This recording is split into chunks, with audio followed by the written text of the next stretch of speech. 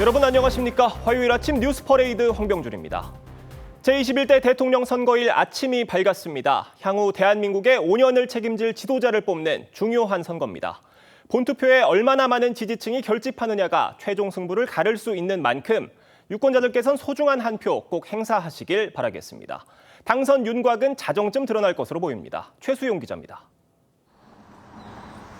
21대 대선 전국 투표소는 모두 14,295곳. 오전 6시부터 오후 8시까지 투표할 수 있습니다. 통상 대선 투표 종료 시각은 오후 6시지만 대통령 탄핵으로 진행되는 보궐선거여서 2시간 더 늘었습니다. 본투표는 사전투표와는 달리 유권자 주민등록지에서만 투표할 수 있습니다. 투표소 위치는 가정으로 배송된 안내문이나 중앙선거관리위원회 홈페이지에서 확인하면 됩니다. 투표소에 갈 때는 주민등록증, 운전면허증이나 여권 등 신분증을 반드시 가져가야 합니다. 오후 8시에 투표가 마감되면 선관위는 투표용지 투입구를 특수봉인지로 봉인해 전국 254곳 개표소로 투표함을 이송할 예정입니다. 개표 작업엔 7만 명이 투입되는데 당선인 윤곽은 자정쯤 드러날 전망입니다. 기표소 안에서 투표지를 촬영하는 건 금지되며 유권자가 실수로 기표를 잘못한다 해도 다시 투표지를 받을 수 없습니다. 사전투표에 참여한 유권자는 선거인 명부에 기록돼 있어 오늘 중복 투표를 할 수 없습니다. 경찰은 오전 6시부터 최고 단계 비상근무 체제인 가포비상을 발령했습니다. 경찰청은 각 투표소에 경찰관을 2명씩 모두 28,500여 명 배치해 경비에 총력을 기울이고 있습니다. TV조선 최수용입니다. 21대 대선 본투표가 오전 6시에 시작되면서 각 투표소를 찾는 유권자 발길도 이어지고 있습니다. 전국 주요 투표소 연결해보겠습니다. 먼저 최대 격전지인 서울과 수도권입니다. 윤서아 기자, 이 시각 투표소 현장 분위기 어떻습니까? 네, 이곳 양천구 목동 제5 투표소에서 마련된 목 5동 제1 투표소에서는 오전 6시부터 투표가 순조롭게 이어지고 있습니다. 이른 시간이지만 소중한 한 표를 행사하기 위한 유권자들의 발길이 이어지면서 주민센터 앞에는 긴 줄이 생겼다 줄었다를 반복하고 있습니다. 오늘 서울 지역 본투표는 오전 6시부터 저녁 8시까지 2,260개 투표소에서 일제히 진행됩니다. 보궐선거인 만큼 기존 선거보다 종료 시간이 2시간 더 연장됐습니다. 서울 지역 사전투표율은 34.28%로 전국 34.74%와 비슷한 수준을 보였습니다. 경기도 지역 사전투표율은 32.88%로 전국 평균에 못 미쳤고 전국적으로는 10위권을 기록했습니다. 이에 따라 본투표에서는 투표 참여자가 늘어날지도 주목됩니다. 이번 선거에선 최종 투표율이 1997년 15대 대선 이후 28년 만에 80%를 넘어설 수 있을지도 관심이 쏠립니다. 서울, 경기 지역은 전국 최대 유권자가 모인 지역이어서 각 후보들도 유세 막시마까지 각별히 공을 들였습니다. 본투표는 사전투표와는 달리 주소지 관할 투표소에서만 가능해 유권자들은 이를 사전에 확인해야 합니다. 목 5동 제1투표소에서 TV조선 윤서아입니다. 이번엔 보수의 심장으로 불리는 대구와 경북으로 가보겠습니다. 대구는 이번 대선 사전투표율이 전국에서 가장 낮아서 본투표율이 어떨지 관심이 쏠리는데요. 취재기자 연결합니다. 이심철 기자, 유권자들 발길이 이어지고 있습니까? 네, 오전 6시 문이 열리기 전부터 시민들은 투표소 앞에서 기다리고 있었습니다. 소중한 한 표를 행사하기 위해 남녀노소 다양한 유권자 행렬이 투표 시작과 함께 계속 이어지고 있습니다. 이번 선거에서 대구의 사전 투표율은 25.6%입니다. 2022년 대선 때보다 투표율이 8.3%포인트 떨어졌습니다. 경북 역시 전국 평균인 34.74%보다 낮은 31.5%를 기록했는데요. 경북은 지난 대선 사전 투표율과 비교해 전국에서 가장 큰 낙폭인 9.5%포인트였습니다. 보수세가 강한 지역인 만큼 지난 정권에 대한 실망감 등이 적용한 것으로 풀이됩니다. 때문에 이곳은 각 후보들이 찾아와 막판까지 투표 참여를 독려하는 선거운동을 계속했습니다. 대구와 경북에는 모두 1,577곳의 투표소가 마련됐습니다. 이른 아침부터 유권자 발걸음이 이어지면서 본투표율은 어떨지 이목이 쏠리는 상황입니다. 대구 범월동 제2투표소에서 TV조선 이심철입니다. 다음은 가장 높은 사전투표율을 기록한 호남입니다. 본투표 분위기는 어떨지 박건우 기자, 광주 투표소 분위기 전해주시죠. 네, 광주 지역도 아침 일찍부터 투표소를 찾는 유권자가 모이기 시작했습니다. 이른 아침인데도 가족 단위나 대학생 유권자들의 모습도 눈에 띄고 있습니다. 이번 대선 광주 지역 유권자는 119만여 명입니다. 전남은 155만여 명, 전북은 151만여 명입니다. 제주는 56만여 명입니다. 사전투표율은 전남 56.5%, 전북 53%, 광주는 52.1%로 사전투표율 1위와 2위, 3위를 모두 호남에서 차지했습니다. 세 곳 모두 전국 평균 34.9%를 크게 웃돌았는데 지난 대선에 이어 호남 지역은 사전투표율이 가장 높았습니다. 현재 광주에서는 357개 투표소에서 투표가 진행되고 있고 전남은 806개, 전북에는 566개 투표소가 마련됐습니다. 제주 지역 투표소는 모두 230곳입니다. 그동안 호남 유권자들은 야권에 압도적인 지지를 보냈는데 이번 대선에서는 어떤 표심이 나올지 주목됩니다. 또한 호남 지역 사전투표의 열기가 본투표에서도 이어질지 관심이 모아지고 있습니다. 광주 용봉동 투표소에서 TV조선 박건우입니다. 대전과 충청으로 가보겠습니다. 14대 대선 이후 충청권 승리가 대선 승리로 이어지면서 충청권은 민심의 풍향계라고 불리기도 하죠. 김다로 기자가 나가 있습니다. 김 기자, 투표가 순조롭게 진행이 되고 있습니까? 네, 영상 14도의 날씨에 이른 새벽부터 투표소를 찾는 유권자들의 발길이 이어지고 있습니다. 투표가 시작된 지 이제 1시간 정도가 지났는데요. 지금까지는 중장년층의 모습이 많이 보입니다. 14대 대선부터 20대 대선까지 7차례 대선에서는 모두 충청권에서 승리한 후보가 대권을 손에 쥐었습니다. 이 때문에 민심의 풍향계라는 별칭이 붙을 정도여서 대전과 충청권의 표심에 이목이 집중되고 있습니다. 이재명, 김문수 등 후보들은 선거 막판까지 충청권을 찾으며 유권자들에게 한 표를 호소했습니다. 충청권의 사전투표율은 대전 33.8%, 세종 41.1%, 충남 32.3%, 충북 33.7%로 세종 외에는 전국 평균인 34.7%보다 낮았습니다.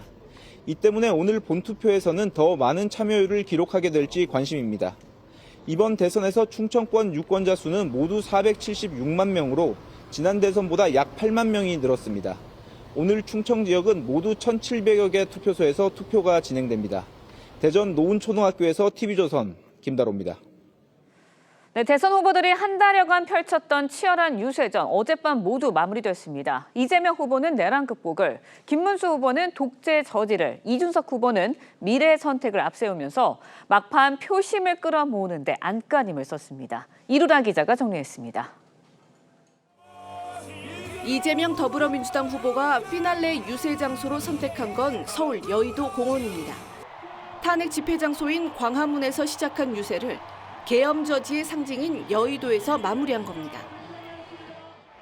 이곳 여의도는 내란의 어둠을 민주의 빛으로 몰아낸 바로 그 역사의 현장입니다.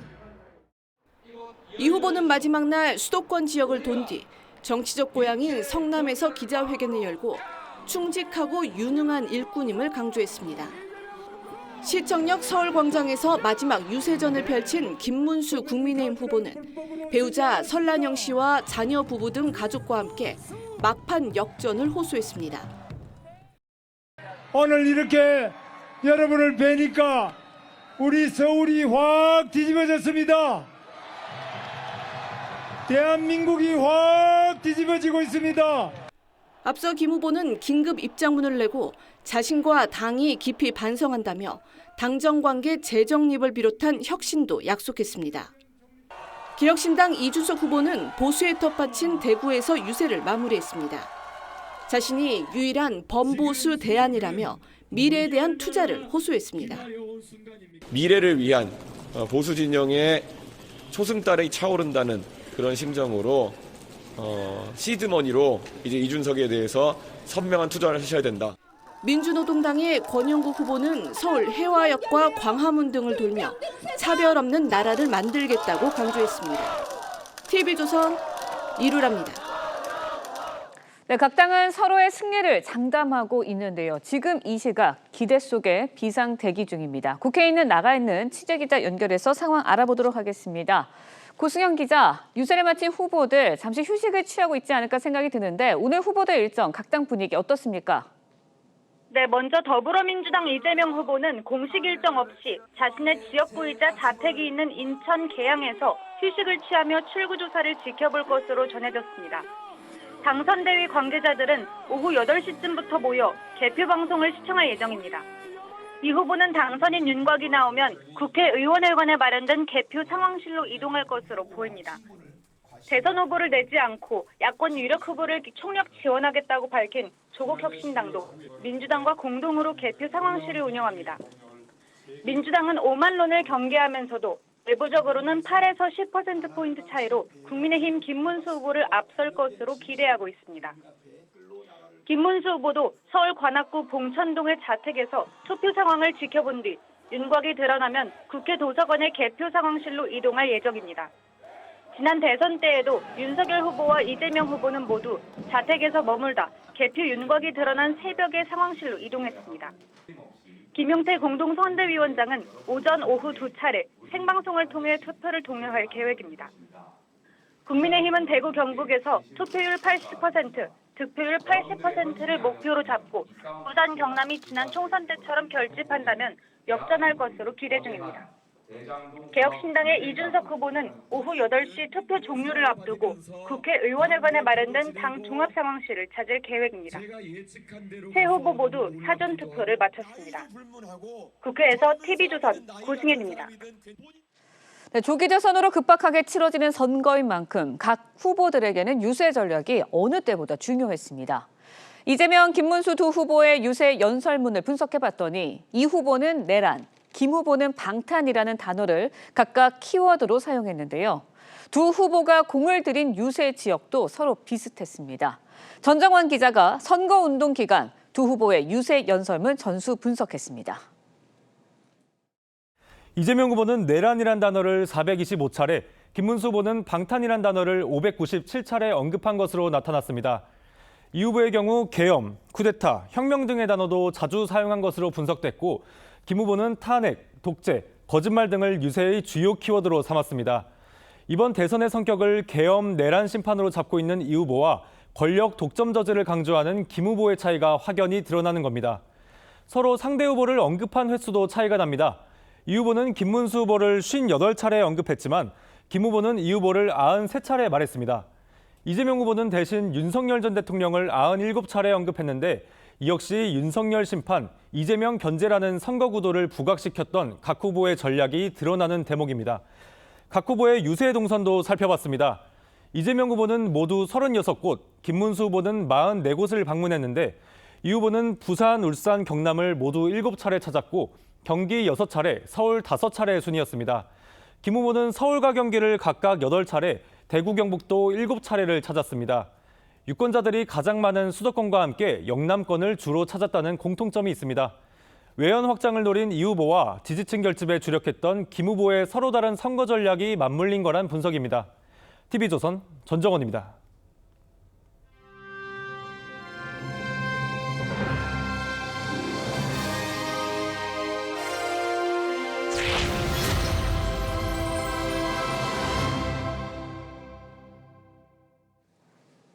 네, 21대 대선 본투표 조금 전 6시부터 순조롭게 진행이 되고 있습니다. 역대 두 번째로 높은 사전투표율을 보였던 만큼 본투표의 투표율 어떨지 관심이 쏠리고 있는데요. 이 시각 전국 투표율 상황 알아보도록 하겠습니다. 네, 먼저 대한민국의 수도 서울 보시겠습니다. 34%가 넘는 사전투표를 보였는데요. 현재 2.2%입니다. 경기 가보도록 하겠습니다. 1,100만이 넘는 가장 많은 유권자 수 가지고 있죠. 현재 투표율 2.5%입니다. 인천도 보시겠습니다. 이재명 후보의 지역구가 있는 곳이기도 한데요. 인천의 현재 투표율 2.6%입니다. 영남권도 가보겠습니다. 사전투표에서 상대적으로 낮은 투표율 나타냈죠. 하위 5개 지역의 영남권이었는데요. 부산의 투표율 2%입니다. 경남도 보겠습니다. 31%대의 사전투표율 나타냈었는데요. 현재 투표율 2.7%입니다. 부울경의 마지막이죠. 울산입니다. 현재 투표율 2.4%입니다. TK 지역도 살펴보겠습니다. 전국에서 가장 낮은 25%의 사전투표를 보인 대구입니다. 현재 투표율 3.2%입니다. 경북도 살펴보도록 하겠습니다. 30대 초반의 사전투표를 보였는데요. 현재는 3.0%의 투표를 보이고 있습니다. 호남권 찾아보겠습니다. 광주, 전남, 전북 모두 사전투표율 50%가 넘었었죠. 광주 현재 투표율 1.8%입니다. 전남도 살펴보겠습니다. 사전투표율 56.5%를 기록했습니다. 전국에서 가장 높았던 곳이었는데요. 현재 투표율 1.9%입니다. 전북 가겠습니다. 현재 투표율은요 2.0%입니다.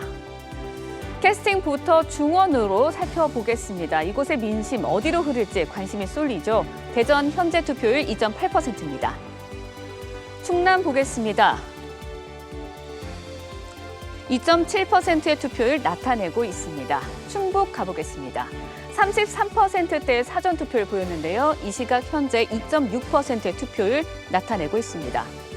이어서 세종도 보겠습니다. 호남권에 이어서 41%대 높은 사전투표를 보였습니다. 현재 2.4%입니다. 강원 지역도 보겠습니다. 이 지역 36%의 사전투표를 보이면서 전국 투표율보다 높게 나타났던 곳입니다. 현재 투표율 2.6%입니다. 제주 살펴보겠습니다. 현재 투표율 2.1% 보이고 있습니다. 지금 현재 시각이 7시 20분을 조금 넘고 있습니다. 전국 투표율은요. 2.4%입니다. 현재까지 투표율 알아봤고요. 2부에서도 다시 한번 실시간 투표율 전해드리도록 하겠습니다. 진짜! 지금은!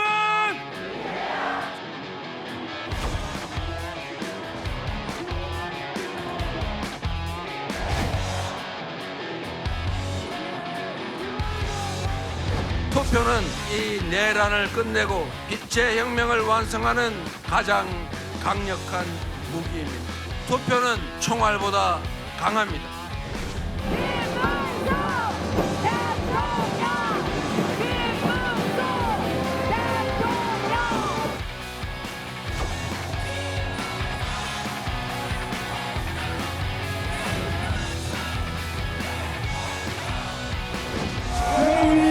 모두 저희 방탄조끼입니다. 이제 대한민국의 온갖 국민을 찾아가고 있습니다.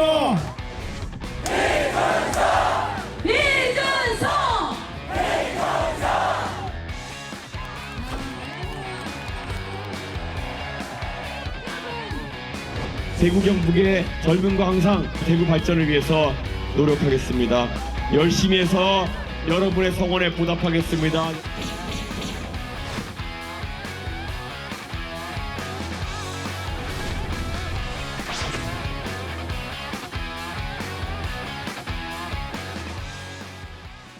조금 전 오전 6시부터 21대 대선 본투표가 시작됐습니다. 후보들은 마지막 표심 잡기 총력전을 펼쳤는데요. 패널 4분과 함께 자세한 얘기 나눠보겠습니다. 네, 성추윤 더불어민주당 선대위 부대변인 최병묵 정치평론가 최진영 변호사 장현주 변호사 함께합니다.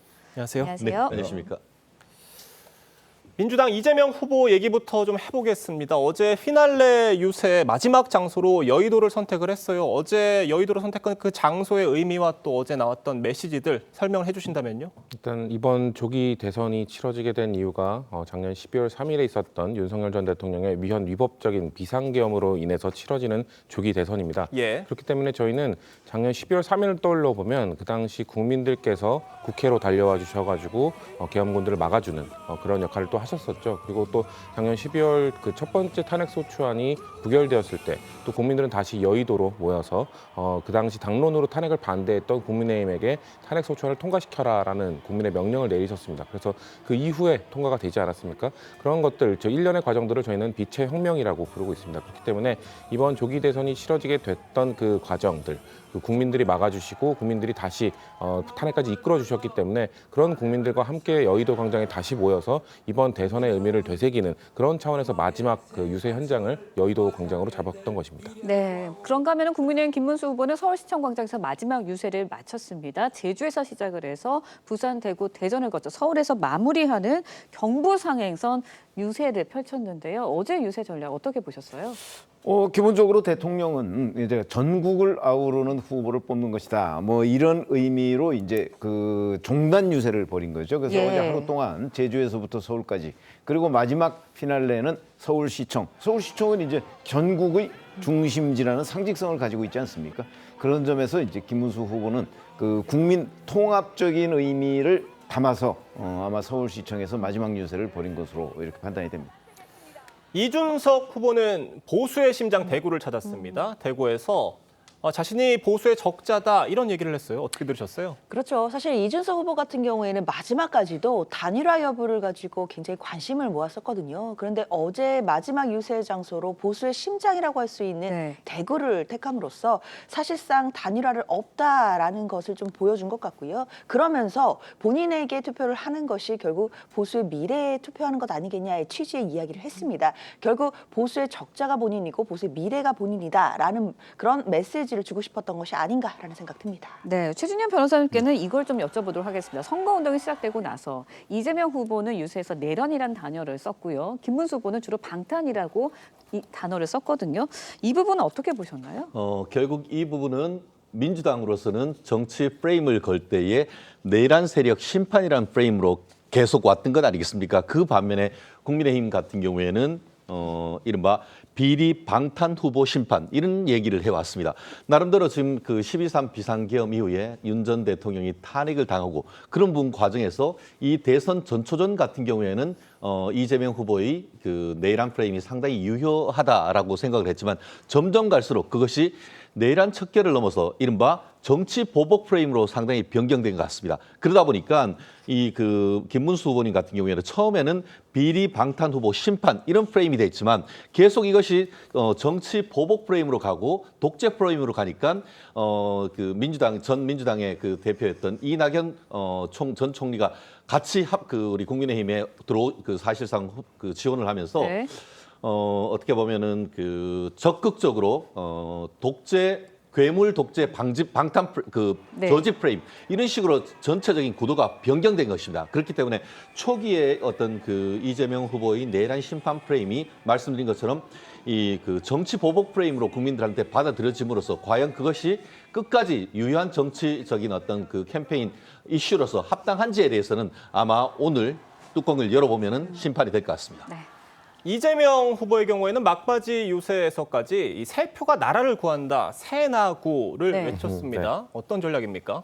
실제 마지막 표를 행사해야 되는 거 아니겠습니까? 그러니까 사실 좀 과하게 이야기하면 지지율이라는 것은 허상에 불과합니다. 뭔가 이 실제 주권자가 투표장으로 향해서 표를 행사할 때만이 실제 그 주권자의 권한이 위임되는 과정으로 이어지는 것이기 때문에 그런 것들을 강조하기 위해서 끝까지 표를 행사해야 된다. 단 혼자만 투표한다고 끝나는 것이 아니라 주변 사람에게 꼭 같이 투표하자. 이거 투표를 통해서 주권자의 권리를 행사하고 나라를 바꿔내자라는 그 연락을 좀 돌리자라는 차원에서 근데 10표까지 하면 좋죠. 20표도 해도 좋습니다. 근데 너무 많으면 부담스러우니까 우리 당 차원에서는 적어도 주변 사람 3표까지 체크하는 그 선거운동을 이번 그 선거 기간 동안 딱 주변 사람 3표씩 체크하자는 차원에서 새나구 운동을 펼쳤던 것입니다. 네, 각 후보들의 유세 전 상황 짚어보고 있는데 김문수 후보 제주도 유세에서 제주도를 배경으로 한 드라마죠.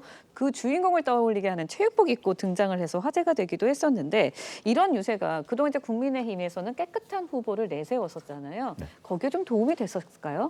글쎄 깨끗한 후보의 이미지와 달리 사실은 제주도에서부터 서울까지 그 전국적인 유세를 하면서 각각 지역에 맞는 맞춤형 그 유세 전략을 저는 취했다고 보거든요. 예를 들어서 제주도 같으면 최근에 뭐 가장 유행한 폭삭 소가수다라는 그에 나온 뭐 양관식 후보 뭐 그 복장을 하고 지금 나온 거니까 아마 제주도의 유권자들은 저런 복장에 대해서 굉장히 익숙할 것이고 호감을 가질 것이다라는 전략 아래 이제 저런 그 선택을 한 거라고 보여지고요. 이렇게 되면 결국 준비를 굉장히 많이 했다. 전국을 돌아다녀가면서 그 하루 동안에 모두 다 훑는 선거 유세를 해가면서도 각 지역별 그 맞춤 전략을 했다. 뭐 저는 그 아주 기동성 있는 준비였다 이렇게 생각을 합니다. 이준석 후보는요, 이번 유세 기간 내내 대학가 학생 식당을 찾아서 학식 먹기 운동을 참 열심히 했는데 어떻게 젊은 층 표심 얻기에 좀 도움이 됐을 것으로 보십니까? 사실 이준석 후보는 계속해서 본인이 젊은 정치인이다 이런 부분들을 강조하면서 주요 지지층이라고 할 수 있는 청년층들을 공략하기 위해서 뭐 학식 먹기라든지 이런 행보들을 보여왔는데요. 결국 중요한 건 특히 젊은 층들, 뭐 MZ 세대라고 하시는 분들 같은 경우에는 뭐 이준석 후보가 와서 학식을 먹는다라고 해서 뭐 바로 표심을 줄 것 같지는 않고요. 결국 중요한 건 어떤 후보가 청년층을 진짜로 위하고 또 어떤 후보가 정말 청년층을 위한 준비된 정책이 있는지 이런 부분들을 아마 찾아보고 따져보고 투표하지 않을까라는 생각도 듭니다. 네, 선거운동은 모두 끝이 났습니다. 이번 선거에서 중대 변수 중에 하나가 보수 진영 단일화였잖아요. 결국은 끝내 단일화는 없었거든요. 표심에 어떤 영향 미칠 거라고 관측하세요? 저는 단일화가 됐다고 봅니다. 네. 실질적으로 어제 그 시청에서 김문수 후보님이 최종 후보를 유세를 할 때도 손학규 어떻게 보면 전 경기지사 민주당의 인사가 나오셨고 이어서는 민주당의 대표이신 이낙연 후보까지 나왔습니다. 한마디로 중도 보수 단일화가 실질적으로 이루어졌다라는 말씀을 드리고 싶고요. 지금 얘기하신 것은 이준석 후보와의 단일화 이 부분을 얘기를 했는데 단일화를 하면 좋지만 반드시 물리적인 단일화 하지 않는다 하더라도 사표 방지 심리로 인한 실질적인 심리적 단일화가 이루어졌다. 그리고 보통 많은 분들이 지금 이번 대선을 삼자 구도 하는데 그렇지 않습니다. 사실은 사자 구도입니다. 권영국 후보가 있고 말씀드린 것처럼 지난 대선 같은 경우에도 심상정 후보가 제 기억에 한 60만 표 정도 표를 가지고 가셨고 결국 1, 2등 차이가 한 2, 30만 표 차이 난 이런 상태에서 오히려 야권 후보 그러니까 진보 좌파 쪽에 있는 후보들의 분열 그런 부분이 없지 않았습니다. 그렇다고 하면은 비록 이준석 후보와 김문수 후보가 물리적 단일화는 하지 않았다 하더라도 말씀드린 것처럼 독재 저지 프레임 이런 부분이 상당히 강화되면서 사표는 방지해야 된다는 심리가 최종적으로 했습니다. 관심은 비록 이준석 후보에게 적지 않았지만 결국 표는 김문수 후보에 가는 결국 축구로 치면은 미드필더 역할은 이제 이준석 후보는 했지만 골게트 역할은 이 김문수 후보가 해서 심리적인 단일화는 전 이루어졌다고 봅니다. 이번 선거운동 기간에 후보들 배우자의 행보도 주목이 됐었잖아요. 이 설난영 씨와 김혜경 씨의 행보가 대비가 됐다 이런 분석들도 있는데 각각의 행보는 뭐 캠프 나름의 전략이었겠습니다. 어떻게 평가하십니까? 일단 첫 번째로는 저희는 1등 후보와 2등 후보의 차이였다라고 봅니다. 1등 후보는 최대한 변수를 줄이고 조용한 선거운동을 하는 것이 전체적인 선거 전략이 될 수 있는 것이고요. 2등은 뭐 추격자 입장에서는 최대한 배우자도 사실상 후보급의 인지도를 갖고 있기 때문에 최대한 많은 곳을 훑으면서 추격하기 위한 차원에서 좀 설난영 여사는 조금 더 상대적으로 좀 적극적인 선거운동을 한 것으로 보이고요. 또 민주당 차원에서는 김건희 효과라고도 생각합니다. 왜냐하면 윤석열 정부에서 김건희 여사가 사실상 뭐 본인의 라인까지 만들어가면서 국정 운영에 관여했다라는 의혹들이 끊이지 않았었고 뭔가 구설수에서 항상 김건희 여사라는 이름이 항상 거론이 됐었기 때문에 국민들께서 이 대통령 후보자의 배우자가 갖는 부정적 이미지 아직도 갖고 계실 거라 생각하거든요. 그렇기 때문에 그런 차원에서 민주당은 배우자의 일정은 최대한 조용하고 하지만 배우자가 그렇다고 선거운동 안 할 수는 없기 때문에 조금 종교계나 이런 쪽을 찾는 쪽으로 전략을 취한 걸로 저희는 판단하고 있습니다. 최병목 군수는 어떻게 보셨습니까? 뭐 잘 아시다시피 사실은 김혜경 씨 이 경우에는 사법 리스크가 있잖아요. 공직선거법 기부행위 위반으로 벌금형을 선고받은 게 있습니다. 자, 이 부분 얼마 되지도 않았어요. 그렇기 때문에 김혜경 씨가 만약에 공개적으로 이재명 후보 지원에 나설 경우에 이재명 후보의 사법 리스크도 해소되지 않고 지금 여전히 진행형인데 거기다가 김혜경 씨까지 그런 이제 부분을 지적을 받으면 사실은 이게 저는 뭐 표에 도움이 될 리가 없다고 생각을 합니다. 그래서 뭐 이재명 후보로서는 당연히 김혜경 씨에 대해서 조용하고 외부로 드러나지 않고 특히 언론에 노출되지 않은 상태에서 선거를 지원할 수밖에 없는 불가피한 조건이 있는 거죠. 반면에 설난영 씨 경우에도 사실 조용히 선거 지원을 했었는데 그건 유시민 전 노무현 재단의 이사장이 불러낸 거 아니겠습니까? 공개적인 장소로. 그래서 불러낸 이후부터 설난영 씨가 공개적이고 노출된 선거운동을 하게 돼 있는 거죠. 저는 이것은 바로 유시민 씨가 불러낸 장면이다 이렇게 생각을 합니다. 네, 후보 배우자들의 행보도 좀 살펴봤고요. 투표를 하루 앞두고 전직 대통령의 행보도 살펴보도록 하겠습니다. 박근혜, 이명박 보수 진영의 두 전직 대통령 나란히 공개 행보에 나섰습니다. 지지층 결집에 도움이 될 거다라는 해석도 있고요. 중도층을 잡기에는 역부족이지 않냐 이런 해석도 있는데 어떻게 보셨어요? 그렇죠. 두 전직 대통령의 공개 행보 자체가 양날의 검처럼 작용할 것으로 보입니다. 그러니까 보수 진영에 있어서는 그 진영 결집의 효과는 어느 정도는 나올 수 있겠다라는 생각은 드는데요. 그러나 그 중도층에 계신 국민들께는 소구력이 크지는 않을 것으로 보입니다. 오히려 악영향이 있을 수도 있겠다라는 생각이 드는데요. 그렇기 때문에 선거라는 것은 결국 자신들의 진영을 결집하는 것도 중요하겠지만 중도 외연 확장을 얼만큼 더 해낼 수 있느냐 이런 부분도 굉장히 중요한 부분이기 때문에 사실 두 전직 대통령이 공개 행보를 보여주는 것 이것 자체가 중도층에 계신 국민들께는 별로 좋은 영향력을 행사하지 않았을 것이다라고 보고 있습니다. 중도층엔 다소 좀 부정적인 영향이 있었을 거다 이런 말씀이신데 다만 어떤 지지층 결집에는 또 효과가 있었을 것이다라는 분석도 있습니다. 자유우파 결집을 넘어서 예. 중도층 결집까지도 상당 부분 유효 적절한 선거운동이었다라고 저는 평가합니다. 왜냐하면은 정치란 것은 핵심되는 어떻게 보면 그 핵심 코어가 있어야 됩니다. 예. 그런데 이제 네. 그 자유우파에 있어서는 아무래도 대구, 경북, 부산, 울산, 경남이 보수의 핵심이다라고 하지 않습니까? 네. 실질적으로 지금 그 지난 대선 같은 경우에도 대구, 경북 TK에서 압도적인 지지가 있었기 때문에 그 윤석열 전 대통령이 당선이 됐고 작년 총선 같은 경우에도 민주당이 부산에서 어떻게 부울경에서 돌풍을 일으킨다 했지만 뚜껑을 열어봤더니만 부산, 울산, 경남에서 국민의힘 후보들을 대거 당선시킴으로써 사실 나름대로 그 국민의힘의 생존을 했던 그런 부분입니다. 그런 상태에서 최근에 상대적으로 어떻게 보면 투표를 하지 않으려고 했던 그런 부분을 지금 그림에 나오는 박근혜 전 대통령이 그 호소를 하시고 또 이명박 전 대통령도 이게 청계천 복구 20주년을 기념을 해서 나와서 언론과 인터뷰를 함으로써 보수의 핵을 모으는데 상당 부분 역할을 합니다. 그리고 1인 3표 운동이라고 해서 보수층 같은 경우에도 본인도 투표를 하고 주위에 있는 사람들한테 3명한테 전화를 해서 투표소로 나오게 하는 이런 부분이 있기 때문에 이 상징적인 두 분의 어떤 역할 같은 경우에는 단순한 그 보수 결집뿐만 아니고 그런 부분을 핵으로 해서 중도층까지 한테도 투표장으로 나오게 하는 이런 효과가 있기 때문에 최종적으로 보긴 봐야 되겠습니다만 저는 개인적으로 봤을 때 이런 분들의 상징적인 역할 사실 적지 않은 분들이 본인이 대선으로 직접 뽑았던 분들이기 때문에 그런 심리학에 있어서의 어떤 그 일관성역과 이런 부분들이 충분히 중도층까지도 호소될 가능성이 높다고 봅니다. 네, 박근혜, 이명박 두 전직 대통령의 공개 행보가 있었던 반면에 문재인 전 대통령 특별한 행보 없이 31일 부산에서 세월호 잠수사를 다룬 영화를 관람을 했거든요.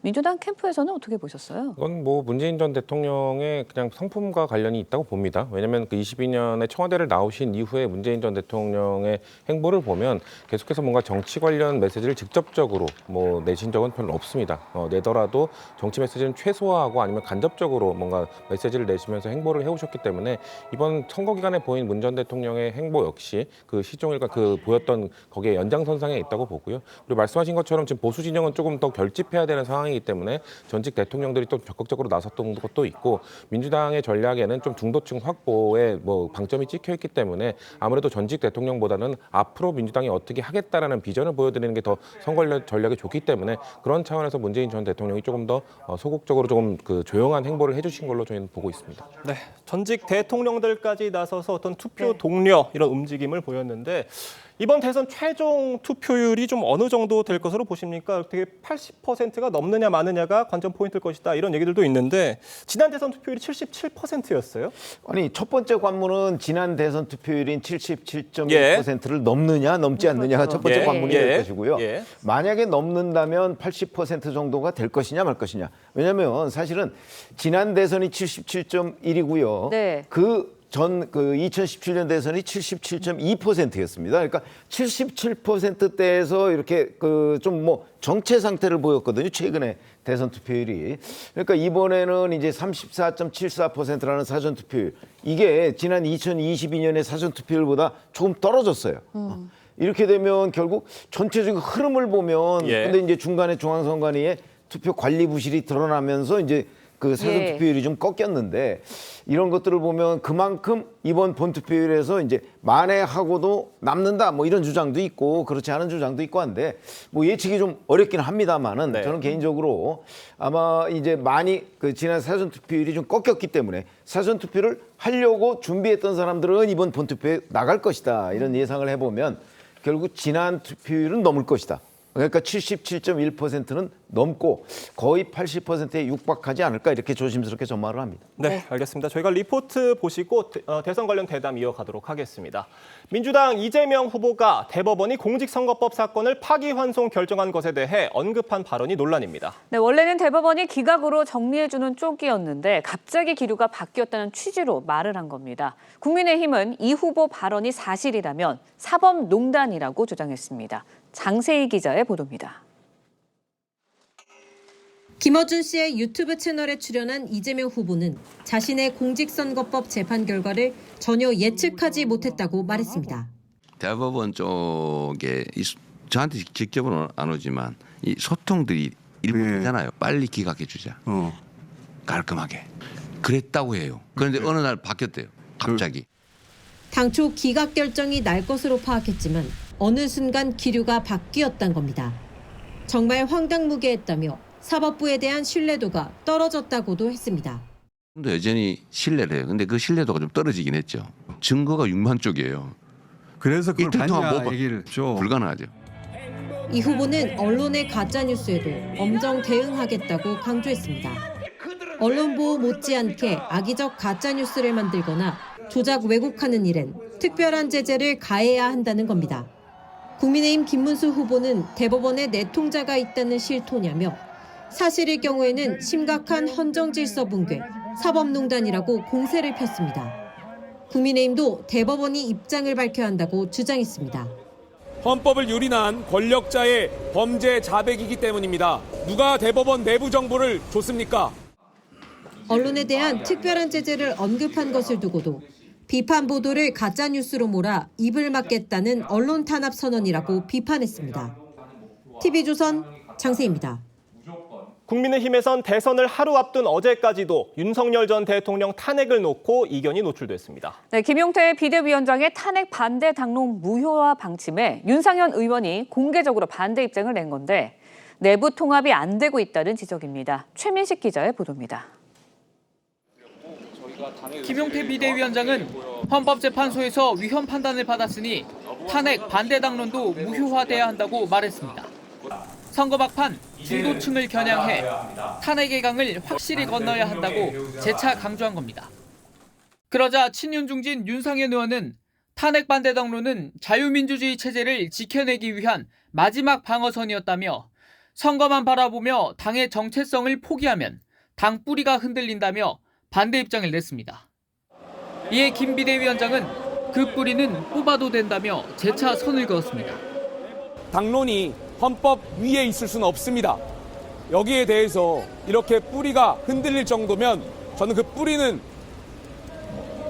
뽑아내도 된다고 생각합니다. 한동훈 전 대표도 국민의힘은 불법계엄을 막은 당이어야 한다며 우리 당의 정체성은 불법계엄 옹호가 아니라 저지라고 가세했습니다. 양양자 공동선대위원장은 망발이고 궤변이라며 윤상현 의원의 출당을 요구했습니다. 선거를 코앞에 두고 내분 양상으로 번지자 나경원 공동선대위원장이 봉합에 나섰습니다. 이제 이 선거 끝나면 당 개혁도 확 해야 되는데요. 지금은 어쨌든 비대위원장의 의견이 더 당의 공식 의견이라고. 윤 전 대통령 탄핵에 대한 당 입장을 둘러싼 이견이 본투표 전날까지 노출되면서 선거 이후가 더 걱정이란 우려도 나오고 있습니다. TV조선 최민식입니다. 대선 레이스 기간 동안 후보들을 뒤흔든 각종 논란들이 참 많았습니다. 먼저 이재명 후보의 이 대법원 관련 발언 얘기부터 해보면 이재명 후보가 그러니까 대법원이 선거법 사건 관련해서 원래는 빨리 기각해주자는 쪽이었는데 그게 갑자기 파기환송으로 바뀌었다 이렇게 얘기를 하면서 자기가 이런 얘기 그러니까 원래 기각이었다는 얘기를 들었다는 식으로 얘기를 했습니다. 지금 국민의힘에서는 이게 소통이 아니라 내통 아니냐 이렇게 지금 지적을 하고 있는 상황이에요. 사실은 대법원 전체 의견은요. 그 전원합의체 그 심리를 2번을 했습니다. 그래서 예. 평의를 2번을 했죠. 자, 근데 그 평의를 예를 들어서 첫 번째 했을 때 누군가가 만약에 그 이재명 후보 쪽에 그 지금 상황이 이렇게 돌아갑니다라고 얘기를 해 줬다면 우리 잘 아시지만 판결을 어떻게 할 것이다라는 거 그 피고인 측에 알려주지 않죠. 네. 그렇게 되면 이제 국민의힘에서 얘기하는 이른바 내통이라고 하는 그 논리가 상당히 그 합당한 논리가 됩니다.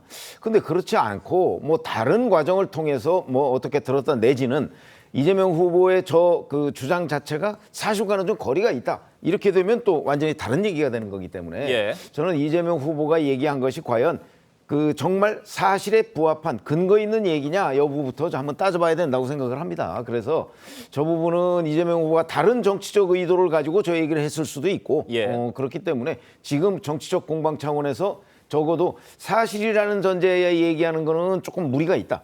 뭐 이렇게 판단을 하고요. 저는 뭐 저 문제는 근데 이제 사실이라고 전제한다면 매우 심각한 예.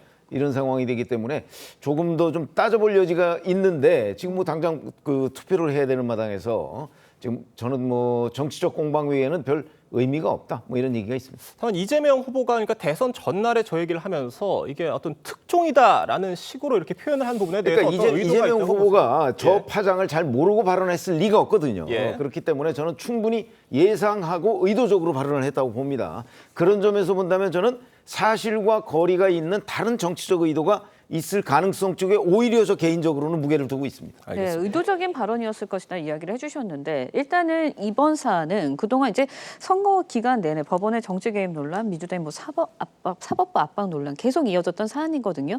이 후보가 이게 막판에 이 이슈를 꺼내든 건 선거 캠프에서는 전략적인 거였나요? 글쎄요. 일단 그 이 후보가 정확히 지적하고 싶었던 방점은 뭔가 이틀 만에 기각 판단이 나왔던 것. 그러니까 그것에 좀 방점을 찍고 싶었던 것이거든요. 근데 좀 너무 뭔가 대법원과 뭐 소통을 했다. 사실 이 후보 입장 직접 입으로 직접적으로 소통은 하진 않았습니다만 이라고 얘기했어요. 그러니까 뭔가 이것을 마치 대법원과 내통하고 있다. 사법농단이다. 이쪽으로 너무 지금 컨셉을 몰아가고 있는 그 국민의힘 목소리는 너무 과도하다라는 말씀을 드리고 싶고 그 정도의 소통, 그 정도의 정보 입수 이런 것들은 사실 국민의힘에서도 하고 있는 것이 거든요. 그러니까 지난 탄핵 정국을 떠올려 보면 그 당시에 그 한덕수 그 당시 권한대행의 이 탄핵 소추안 결과가 나오기 전에 그 당시 윤상현 의원으로 기억합니다. 윤상현 의원이 7대1로 기각 결론이 난 걸로 안다. 마치 정보를 얻은 것처럼 얘기했고 실제 똑같이 결론이 나왔습니다. 그런 것처럼 그러면은 그거는 사법과 또 그 헌법재판소와 내통했던 것인가요? 저희가 양쪽 진영 모두 뭔가 이 법원에 있는 이런 정보력을 발휘해서 뭔가 예측들을 하고 하는 것들에 대해서 이야기한 점에 대해서 뭔가 사법부와 뭐 내통하고 있다라고 너무 과하게 지적하는 것은 너무 잘못된 것이라고 보고요. 이재명 후보 말씀드리고 싶은 건 다시 한번 말씀드립니다만 뭔가 그렇게 빠르게 파기환송이 됐던 것 그것들은 이틀 만에 결정이 났던 것이 잘못됐다는 점을 좀 지적하고 싶었다는 것을 다시 한번 말씀드립니다. 네. 국민의힘은 대선 직전까지도 윤석열 전 대통령 탄핵의 강을 건너지 못한 모양새입니다. 김용태 비대위원장의 탄핵 반대 당론 무효화 입장에 이 친윤계 윤상현 의원이 공개 반대 입장을 냈는데 이건 좀 어떻게 보셨습니까? 사실 국민의힘 당내의 어떤 자중질환 상황을 보여주는 장면이다라고 봐야겠습니다. 예. 일단 김용태 비대위원장이 탄핵을 반대하는 당론을 무효하겠다라고 했는데 이것 자체가 크게 실익이 없다라고 평가됩니다. 이미 윤석열 전 대통령은 탄핵이 됐고 그리고 오늘 조기 대선이 치러지는 중 아닙니까? 네. 그런 상황에서 이제 와서 탄핵에 반대했던 당론을 무효화하는 것 자체가 국민들 보시기에 어떤 의미가 있을까라는 생각이 들고 그렇기 때문에 좀 공허한 메시지가 아닌가라는 생각이 들었는데요. 그런데도 이런 공허한 메시지조차도 윤상현 의원이 반대하고 당의 정체성이나 뿌리를 흔들 수 있다라고 유감을 표명하는 것 이런 모습 자체가 국민의힘이 아마 대선 이후에 펼쳐지게 될 당권을 놓고 치열한 갈등을 벌이는 모습을 예고편처럼 보여주는 것 아니겠느냐라는 생각이 듭니다. 그런데 가장 중요한 거는 이러한 과정 속에서 김문수 후보의 역할이 크게 눈에 띄지 않는다는 점입니다. 일단 김문수 후보가 대선 과정에서는 당연히 당무 우선권도 있고 그리고 후보로 후보로서의 존재감을 좀 더 보여줬어야 하는데 이런 좀 중요한 문제라고 할 수 있는 윤석열 전 대통령의 탄핵에 대한 그런 입장에 대해서 김문수 후보가 뭐 명확하게 또는 주도적으로 입장 정리를 못 해주는 부분, 이런 부분들은 선거에서는 크게 좋은 방향으로 흘러갈 것 같지는 않다라고 생각합니다. 네, 자중질환이라는 표현까지 나왔습니다. 그동안 근데 국민의힘에서는 앞서서 후보 교체 논란도 있었고요. 그리고 이번에 윤 전 대통령 탄핵에 대한 이견까지 표출된 상황이거든요. 당내 갈등 노출이 계속 나오고 있는 모습이에요. 어떻게 보세요? 저는 이것을 좀 더 긍정적으로 봅니다. 우리가 투표는 총알보다 강하다 이런 얘기를 했는데 사실 이번 대선 같은 경우에는 국민의힘 당원으로서는 당원 민주주의 실천의 원년이다 이렇게 평가를 합니다.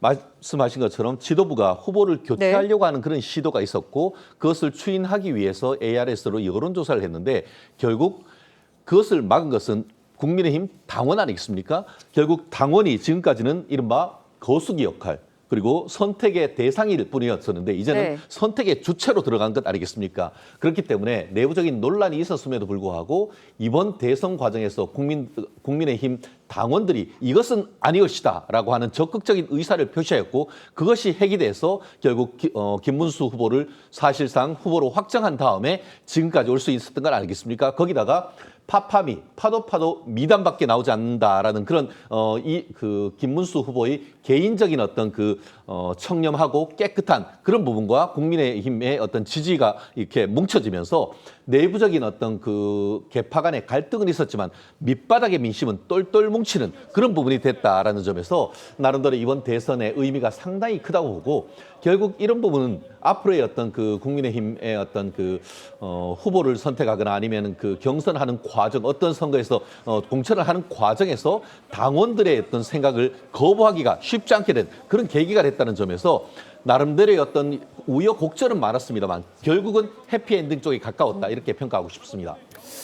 이재명 후보 캠프에서는 이 세계적인 투자자 짐 로저스 회장이 이 후보를 지지 선언했다고 밝혔다가 이 짐 로저스 회장 본인이 나서서 나는 지지한 적 없다 이렇게 밝히는 사태도 있었죠. 이건 어떻게 보셨습니까? 사실은 어제 한 매체가 로저스 회장이 이제 허용한 어떤 일종의 가이드라인이 있죠. 그런 이메일하고 그렇지 않고 민주당이 발표했던 내용하고를 두 가지를 비교해서 했더군요. 그걸 보면 전체적으로 보면 로저스 회장은 이재명 후보에 대한 지지를 선언한 적이 없는 거예요. 그런데 이제 실제 민주당 발표는 이재명 후보에 대한 지지를 선언했다는 것이 핵심 요지입니다. 저는 조작이라고 봅니다. 왜냐하면 그 내용은 어떤 걸 봐도 뭐 핵심적인 세 가지 내용이 다 다릅니다. 그리고 기본적으로 로저스 회장이 나는 이재명 후보를 잘 알지 못한다고 얘기를 하고 있습니다. 근데 알지 못하고서 어떻게 지지를 하느냐 뭐 이런 문제부터 시작을 해서 그 두 가지 민주당 발표와 로저스 회장과 송경호 교수인가요? 평양과기대 교수라는 송경호 교수가 주고받은 메일 요렇게 두 가지를 비교해 보면 저는 조작임이 명백하다. 그래서 이거는 공방이라고 지금 제목을 언론 매체에서 달고 있지만 공방이 아니고요. 그냥 누군가는 모르지만 뭐 저는 이재명 후보가 그랬을 것 같지는 않고 그 중간에 아마 전달자의 역할이 그렇게 된 걸로 보이는데 명백하게 사실관계를 조작했다고 봅니다. 네, 국민의힘에서는 대국민 사기다 이러면서 공세를 펼쳤고요. 민주당은 지지선언 주최 측과 로저스 회장이 소통을 계속했다면서 사기란 표현 과하다라는 입장입니다. 민주당 선대위 부대변인으로 계시잖아요. 그러니까 여쭤볼게요. 왜 이런 일이 벌어진 거예요? 저희가 세심하게 체크하지 못한 부분이 있겠죠. 왜냐하면 저희는 그 중간 역할을 해줬던 송경호 교수, 그러니까 짐 로저스 회장과 직접 소통을 했던 그 중간 과정에 아까 말씀하신 것처럼 한 언론에서 보도한 송경호 교수와 짐 로저스 회장의 소통 내용을 보면은 처음에 그러니까 저희가 송경호 교수 쪽에서 초안을 작성해서 넘겼을 때는 지지와 관련된 단어들이 들어가 있었습니다. 근데 짐 로저스 회장이 지지라는 표현은 부담스럽다라고는 표현을 했던 걸로 알려져 있고 그래서 최종적으로는 이재명 후보의 실용적인 접근법을 높이 평가한다 정도의 톤 다운된 내용들이 들어가 있었는데 기자회견 때는 뭔가 그 이전 수정하기 전 버전을 지금 얘기한 거죠. 그렇기 때문에 그걸 보고 이제 짐 로저스 회장이 나는 최종 승인했던 내용과 다른 중간에 있었던 내용을 발표했다고 보기 때문에 아마 좀 불쾌한 감정을 드러낸 것 같은데요.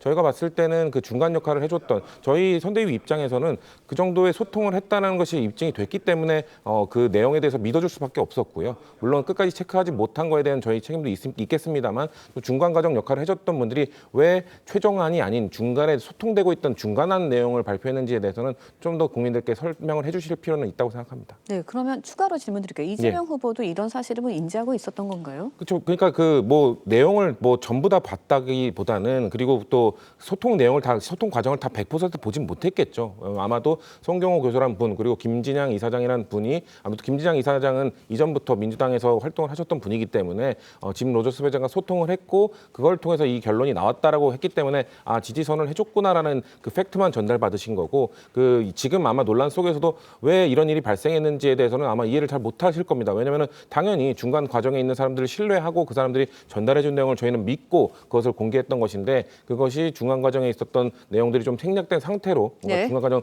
수정한 전 내용들이 지금 발표된 것이기 때문에 그거에 대해서는 후보도 100% 인지하지 못하고 있었다라는 말씀드립니다. 네. 보수 성향 단체의 댓글 여론 조작 의혹을 두고도 대선 전날까지 공방이 벌어졌었는데 지금 민주당에서는 이 사태의 배후에 김문수 후보와 국민의힘이 있다 이렇게 지금 주장을 하고 있습니다. 장 변호사님 보시기에는 어느 정도 근거가 있는 얘기라고 보십니까? 일단 여러 정황들은 분명히 나오고 있는 것 같습니다. 그리고 지금 수사가 시작이 됐으니까 수사를 통해서 사실관계가 좀 더 면밀히 밝혀져야겠다라는 생각은 드는데요. 분명은 그 단체와 관련된 홍보 영상에도 김문수 후보가 등장을 하고 그런 부분들이 있기 때문에 정치권이 관련되었을 가능성에 대해서도 당연히 수사 대상이고 수사가 되어야 된다고 생각합니다. 특히나 관련해서 이 댓글 작업이 조직적으로 이루어졌거나 또는 지시가 있었다라고 한다면 특히 또 언론 보도에 따르면 총알이라고 표현되는 아이디가 제공된 정황까지도 나오고 있습니다. 이런 부분들이 수사를 통해 사실로 드러나게 된다라고 한다면 이런 부분들은 진영 여부를 떠나서 당연히 엄중히 책임을 물어야 될 사안이라고 생각합니다. 당연히 선거 과정에서 이런 댓글 공작이나 조작이 있었다라고 한다면 민주주의에 대한 도전이라고 볼 수 있기 때문에요. 이런 건 진영의 문제를 떠나서 사법 처리가 반드시 필요하다고 생각합니다. 네, 교육부와 경찰 이제 관련성 여부에 대해서 조사 수사에 착수를 했습니다. 핵심은 국민의힘 김문수 후보 측이 실제로 관여했는지 이 부분인 것 같아요. 이게 대선 이후에 파장이 또 얼마나 일어날지 여기도 관심이 쏠리는데 어떻게 보세요? 두 가지 측면에서 이 부분은 봐야 된다고 봅니다. 첫 번째, 실체적으로 그와 같은 일이 있었느냐. 의혹 제기만 했지 사실상 뚜껑을 열어보면 아무것도 없는 케이스가 지난 대선 과정에서 있었지 않습니까? 신앙님 하고 김만배 둘 사이에 그 당시 있었던 그 윤석열 후보가 검사 과정에서 커피를 피의자한테 타줬네 말했네 하는 것을 대선 직전에 했지만 사실상 그런 부분이 공작으로 밝혀졌고 거꾸로 그 사람들이 처벌되는 일이 있었습니다. 그거하고 거의 패턴이 비슷하다고 보면 되겠죠. 이번 같은 경우에도 구체적인 알맹이는 전혀 없이 예전에 김문수 후보와 어떤 이 단체 사이에 어떤 관계가 있었다. 그렇기 때문에 이번에 같은 경우에도 뭔가 있었다라고 하지만 그 부분은 민주당이 밝히듯이 국민의힘이 아니고 자유통일당과의 관계일 뿐인 것입니다. 그런데 그것을 억지로 끌어와 가지고 한다는 것 자체가 국민들에게 어떤 그 판단을 하기에 그 흐리는 것이 있고 또 하나 이게 경찰이 왜 여기에 나옵니까? 지금 경찰은 나중에라도 조사를 하면 되는 것인데 민주당이 지금 조사를 하기 위해서 얘기하자마자 득달같이 붙어가지고 이 부분에 대해서 사실상 경찰이 선거에 개입하는 이런 모양새는 과연 경찰이 정치적 중립을 지키느냐 이런 부분이 있기 때문에 이런 부분에 대해서는 정말 앞으로도 그는 공무원의 정치적 중립 그런 부분이 있고 더불어서 다른 사람은 몰라도 민주당은 이런 부분을 의혹을 제기할 자격이 있는지에 대해서 국민이 묻고 있지 않습니까? 예전에 드루킹 사건 사실 추미애 의원이 문제를 제기했지만 결국 뒤에 배후에 있었던 건 누굽니까? 그 당시 문재인 후보의 수행실장이었던 김경수 전 경남지사 아니었습니까? 그런 분이 지금 뭘 하고 있습니까? 지금 이재명 후보의 총괄선대 본부장을 하고 있다는 이런 부분에 대해서 국민들은 좋지 않은 시각으로 보고 있다는 것도 민주당이 아셔야 될 거라 생각합니다. 네. 선거 기간 동안 후보들의 각종 발언도 참 많은 파장을 일으켰습니다. 기억에 나는 게 지난 3차 토론에서 이준석 후보의 이른바 젓가락 발언이었습니다. 이 발언이 이 후보와 또 개혁신당을 지지하는 표심에 어느 정도 영향을 미쳤을 것으로 좀 보세요. 사실 이게 그 여론조사 공표 금지 기간 직전에 이루어진 일입니다. 그래서 그 이후의 여론조사는 우리가 알려진 게 없기 때문에 어느 정도나 영향을 미쳤을까를 정확하게 검증하기는 쉽지가 않은 상황이죠. 그러나 이렇게 주변에 그다음에 각 정당의 얘기들을 종합해 보면 저는 상당한 영향을 미쳤을 거라고 봅니다. 1차적으로는 이준석 후보가 이제 문제를 제기한 방식, 문제를 제기한 본질 자체에 대해서는 별 이의제기가 없는데 제기한 방식, 예를 들어서 그거를 순화해서 표현한다고 했을 때 그 순화의 정도가 너무 약했던 것 아니냐. 그러니까 모두가 남녀노소 다 보는 그런 공중파에서 그렇게 순화되지 않은 표현을 가지고 문제 제기한 게 적절하지 않았다. 사실은 이준석 후보가 지금 사과한 것도 그 부분에 대해서 사과를 한 거거든요. 이제 그런 얘기. 그다음에 그 내용은 결국 이재명 후보 장남 문제 아니겠습니까? 이런 문제 때문에 아마 이재명 후보도 그로 인해서 좀 타격을 받았을 거고요. 이준석 후보가 1차적, 그다음에 이재명 후보가 2차적인 타격을 받았을 텐데 이 문제는 뭐 정확하게 지금 몇 퍼센트가 어떤 영향을 미쳤을까? 뭐 그거는 결국 투표 결과로서 나타나지 않을까 싶습니다. 네. 네, 오늘 본투표는 지난주 사전 투표와는 달리 지금 투표율이 잘 진행이 되고 있는 상황이고요. 투표율은 잠시 뒤에 저희가 다시 좀 말씀을 드리도록 하겠습니다. 저희가 날씨 상황 보고 다시 이어가도록 하겠습니다.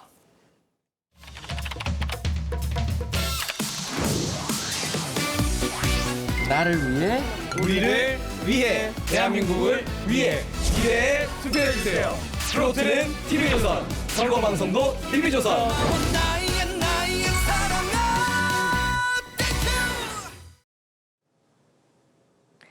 오늘 본투표는 지난주 사전투표와는 달리 본인의 주소지 관할 주소에서만 할 수 있다는 점 알고 계시겠죠?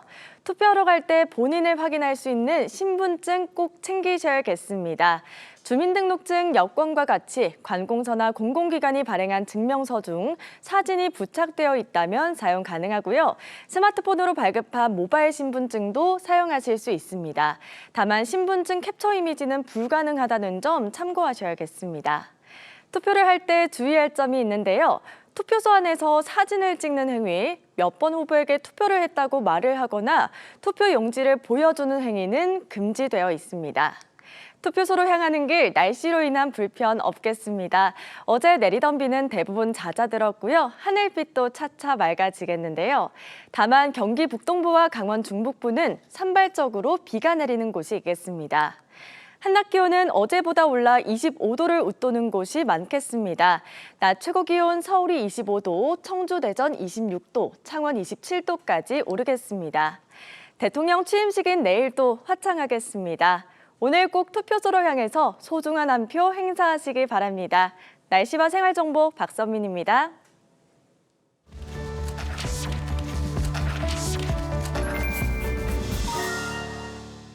저는 돈가스 집을 하고 있어요. 근데 요즘에 물가도 많이 오르고 있고 식자재 값도 많이 오르다 보니까 소상공인들이 많이 힘든 상황이에요. 근데 경제도 안 좋다 보니까 손님들이 외식을 많이 줄였어요. 그래서 다음 대통령은 경제를 좀 안정시킬 수 있는 분이어서 손님들도 부담 없이 가게를 찾을 수 있고 자영업자들도 더 잘 됐으면 좋겠습니다.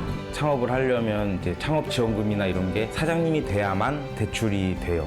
그래서 고금리 쪽에 대출을 받아서 창업을 하는데 매출만 신경 쓰기보다도 이자나 이런 거에 대해서 걱정을 너무 하니까 위축되기도 하고 집중해야 될 곳에 집중을 못하죠. 그래서 새로운 대통령께서는 대출 규제를 좀 완화시켜 주신다던가 저금리로 해서 창업지원금이 지원이 된다던가 하는 다양한 정책을 만들어 주셨으면 합니다. 지난 이렇게 정치를 딱 생각해 보면 정치 싸움밖에 생각이 안 나거든요. 코로나 때도 굉장히 힘들었는데 코로나가 또 지나니까 정치 싸움에 또 바이러스가 더 힘들게 만들어지고 새로운 대통령께 바라는 부분은 정치 관련해서 싸움은 많이 했으니까 앞으로는 경기, 경제 그리고 이제 민생 특히나 우리 소상공인을 위한 정책들 더 고민을 많이 하고 그런 정책을 많이 내주는 그런 대통령이 되었으면 좋겠습니다.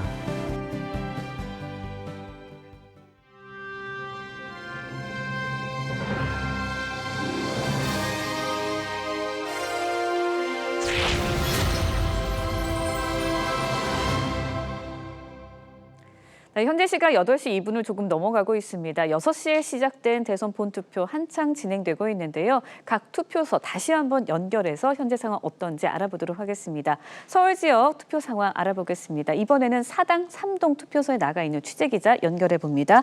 송무빈 기자, 투표소 줄이 좀 늘었나요? 현재 상황 어떻습니까?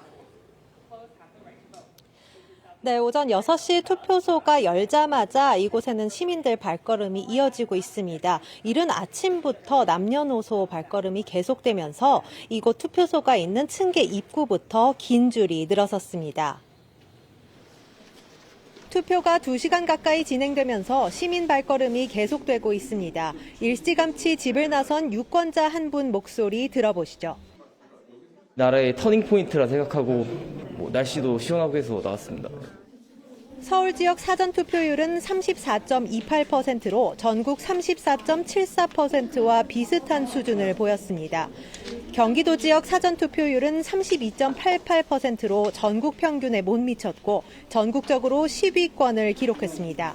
이에 따라 본투표에서는 수도권 투표 참여자가 늘어날지 주목됩니다.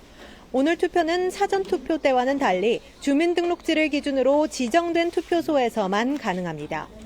본투표는 서울 지역 2,260곳을 비롯해 전국 14,000여 개 투표소에서 오후 8시까지 진행됩니다. 사당 3동 투표소에서 TV조선 송무빈입니다.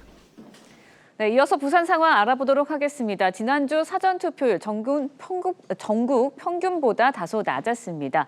오늘 투표에서는 반등할 수 있을지 관심이 쏠리고 있는데요. 취재기자 연결해 보도록 하겠습니다. 하동원 기자, 부산 투표소 상황 어떻습니까? 전해주시죠. 네, 이곳 투표소에도 투표 시작 전부터 유권자들이 긴 대기줄을 만들었습니다. 비가 오는 궂은 날씨에도 유권자들의 발길은 끊이지 않고 있습니다. 지난주 부산 사전 투표율은 30.37%입니다. 대구에 이어 전국에서 두 번째로 낮았는데 전국 평균보다는 4.3%포인트 낮았습니다. 앞선 20대 대선보다도 3.8%포인트 떨어진 수치입니다. 사전 투표율은 낮았지만 오늘 본투표에서 반등할 수 있을지 관심사입니다. 부산은 2022년 20대 대선 당시 최종 투표율이 75.3%였습니다. 지난주 울산 지역의 사전 투표율은 32.01%, 경남은 31.71%로 전국 평균보다 낮았습니다. 지난 20대 대선에서 부산, 울산, 경남 지역은 울산 북구를 제외하고는 모든 지역에서 보수정당 후보의 득표가 가장 높았습니다. 이번에는 어떤 결과가 나올지 관심이 쏠리는 상황입니다. 부울경 전체 유권자는 657만여 명으로 투표소는 모두 2,000여 곳이 운영되고 있습니다. 부산 수영구 광안이동 제2투표소에서 TV조선 하동훈입니다. 네, 다음은 가장 높은 사전투표율을 기록한 호남 상황 알아보겠습니다. 광주 투표소에 박건우 기자가 나가 있는데요. 박 기자, 현장 분위기 어떻습니까? 네, 광주 지역도 투표소 문이 열리자마자 유권자 발길이 이어졌습니다. 현재는 발길이 조금 줄어들면서 대기줄 없이 순조롭게 투표가 이루어지고 있습니다. 네, 이번 대선 광주 지역 유권자는 119만여 명입니다. 전남은 155만여 명, 전북은 151만여 명, 제주는 56만여 명입니다. 사전투표율은 전남 56.5%, 전북 53%, 광주는 52.1%로 사전투표율 1위와 2위, 3위를 모두 호남에서 차지했습니다. 세 곳 모두 전국 평균 34.9%를 크게 웃돌았는데 지난 대선에 이어 호남 지역은 사전투표율이 가장 높았습니다. 현재 광주에서는 357개 투표소에서 투표가 진행되고 있고 전남은 806개, 전북에는 566개 투표소가 마련됐고 제주 지역 투표소는 모두 230곳입니다. 그동안 호남 유권자들은 야권에 압도적인 지지를 보냈는데 이번 대선에서는 어떤 표심이 나올지 주목됩니다. 또한 호남 지역 사전투표의 열기가 본투표에서도 이어질지 관심이 모아지고 있습니다. 광주 용봉동 제4투표소에서 TV조선 박건우입니다. 네, 대전과 충청권 투표 상황도 알아보도록 하겠습니다. 1992년 14대 대선 이후 충청권 승리가 대선 승리로 이어지면서 민심의 풍향계라고 불리는 곳이기도 하죠. 대전 한 투표소에 김다로 기자가 나가 있습니다. 김 기자, 투표소 상황 전해주시죠. 네, 영상 18도 안팎의 포근한 날씨에 이른 아침 투표소를 찾는 유권자 발길이 이어지고 있습니다. 투표가 시작된 지 이제 2시간 정도 지났는데요. 아침 식사를 마친 시민들이 투표장을 찾고 있습니다. 14대 대선부터 20대 대선까지 7차례 대선에서는 모두 충청권에서 승리한 후보가 대권을 손에 쥐었습니다. 이 때문에 민심의 풍향계라는 별칭이 붙을 정도여서 대전과 충청권 표심에 이목이 집중되고 있습니다. 이재명, 김문수 등 후보들은 선거 막판까지 충청권을 찾으며 유권자들에게 한 표를 호소했습니다. 지금까지 투표율은 대전 6.4%, 세종 4.9%, 충남 6.2%, 충북 6%로 세종을 뺀 나머지 지역은 전국 평균보다 높은 수준입니다. 이번 대선에서 충청권 유권자 수는 모두 476만 명으로 지난 대선보다 약 8만 명이 늘었습니다.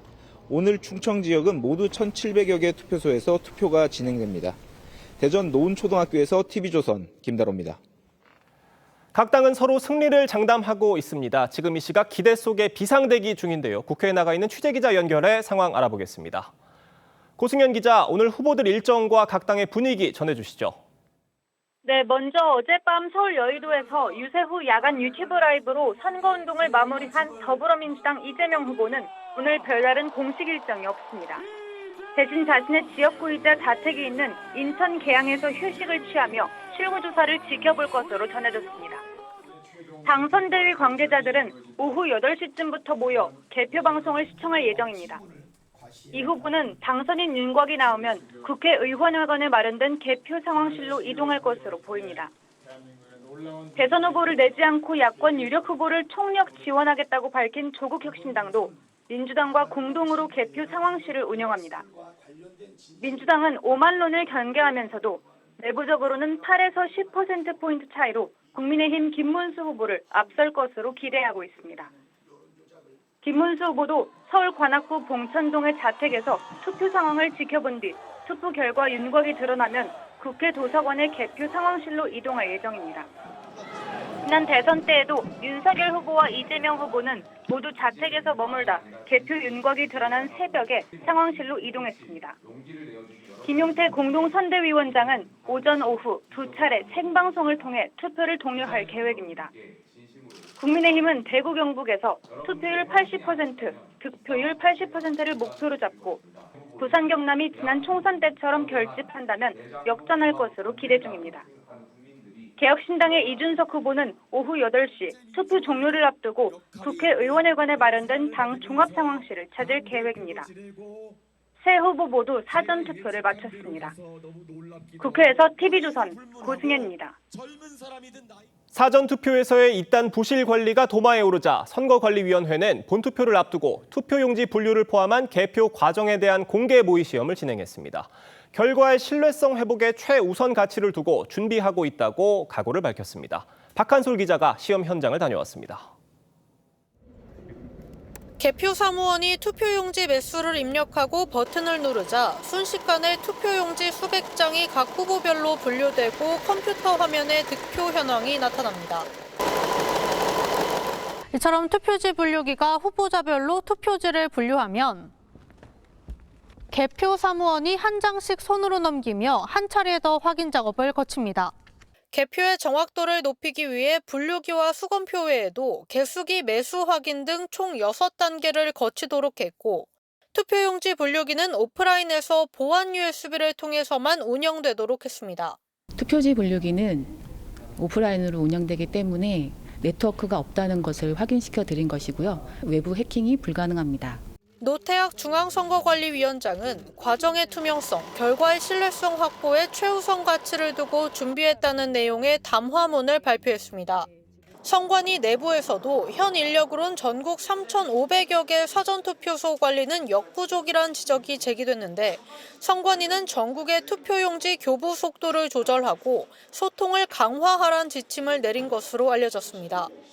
보궐선거로 치러지는 이번 대선은 투표 시간이 평소보다 2시간 더 늘어나 오후 8시 마감됩니다. TV조선 박한솔입니다.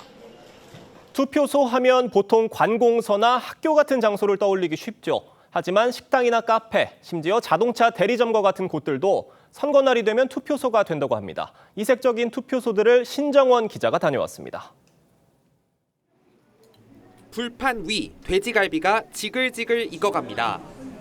고기 굽는 냄새로 가득한 식당 안. 한쪽에선 직원들이 상과 의자를 치우느라 분주합니다. 기표소를 세울 자리를 만드는 겁니다. 주민센터에 많이 세워진다는데 여기 생긴다니 깜짝 놀랐네요. 접근성이 좋다 보니 이 고깃집이 투표소로 쓰인 지 10년이 넘었습니다. 투표 장소로 제공할 수는 없겠느냐고. 그래서 주민들이 좋아하시니까 저희들도 좋은 거죠. 투표 맛집이 된 카페도 있습니다. 평소엔 이렇게 평범한 카페인데요. 전국 단위 선거 때면 이렇게 투표소로 변신합니다. 씨름장 모래판, 번쩍번쩍한 전시 차량 옆으로도 유권자들의 행렬이 이어질 예정입니다. 공공기관이 아니더라도 유권자 접근이 편리한 곳에 투표소를 설치할 수 있습니다. 투표하기 쉬운 곳으로 선정을 하고 있고요. 이전 선거와 동일한 장소를 사용하려고 하고 있습니다. 선관위가 보상금을 지급하는 경우도 있지만 업주들이 무료로 장소를 내주는 경우도 많습니다. 국민들의 소중한 한 표가 또 중요하고 그래서 협조를 저희들이 해드리고 있습니다. 우리 주변의 평범한 공간들이 참정권 행사의 소중한 장소로 변신합니다. TV조선 신정원입니다. 다시 이 시각 전국 투표율 상황 알아보겠습니다. 투표가 잘 진행되고 있을까요? 알아보죠. 먼저 대한민국의 수도 서울입니다. 현재 투표율 5.3% 기록하고 있습니다. 다음 경기도로 가보겠습니다. 전체 유권자의 26%를 차지하는 유권자가 가장 많은 지역입니다. 현재 투표율 6.1%입니다. 이재명 후보의 지역구가 있는 인천은 어떨까요? 현재 투표율 5.9% 나타내고 있습니다. 다음은 부산입니다. 사전 투표율은 30.37%를 기록했습니다. 현재 부산의 투표율 4.9%입니다. 역대 선거마다 격전지였던 낙동강 벨트가 있는 곳이죠. 경남입니다. 현재 투표율 6.0%입니다. 부울경 중 마지막 울산 투표율은요. 5.2%입니다.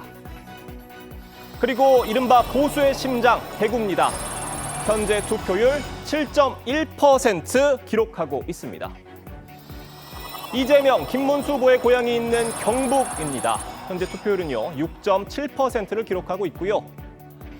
민주화 운동의 성지 광주는 어떨까요? 광주 현재 투표율 3.9% 보이고 있습니다. 전남입니다. 사전 투표율 56.5%로 전국에서 가장 높았던 곳입니다. 현재 투표율은요 4.1%입니다. 전북으로 가보겠습니다. 현재 투표율 4.2% 기록 중입니다. 캐스팅부터 중원으로도 가보겠습니다. 대전의 현재 투표율 보겠습니다. 6.4%입니다. 다음은 충남입니다. 투표율 6.2% 보이고 있습니다. 충북으로도 가볼까요? 이 시간 현재 투표율은요 6.0% 나타내고 있습니다. 이어서 세종으로도 가보겠습니다. 호남권에 이어서 41%대의 높은 사전 투표율을 보였는데 현재 4.9% 본 투표율 보이고 있습니다. 강원도로도 가보겠습니다.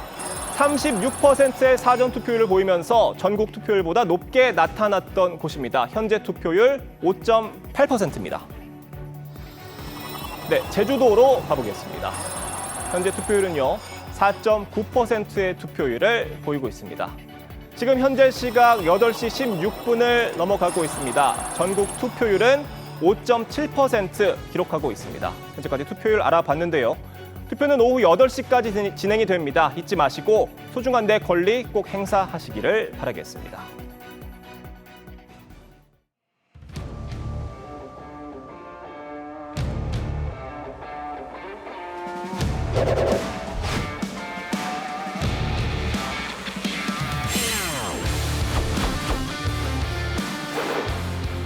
국민을 이기는 권력은 결코 없습니다.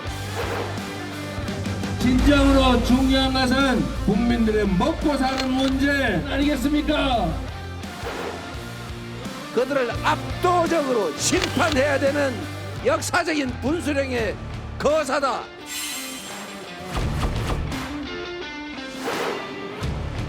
이 자리에 오신 여러분들께서 반드시 대한민국의 경제를 살려주실 것이지요.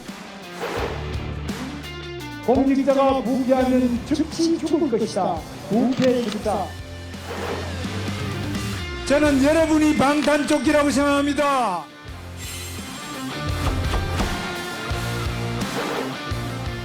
이공계 출신 대통령 후보 딱 한 사람 저 이준석 나와 있습니다. 결국에는 양당에게 끌려다니는 거 아니야? 아닙니다. 충분히 마크롱처럼 바꿔낼 수 있습니다. 야구 다들 보세요. 어디 보래요? 저는 부산이 좀 더 문화 도시가 된다 생각하거든요.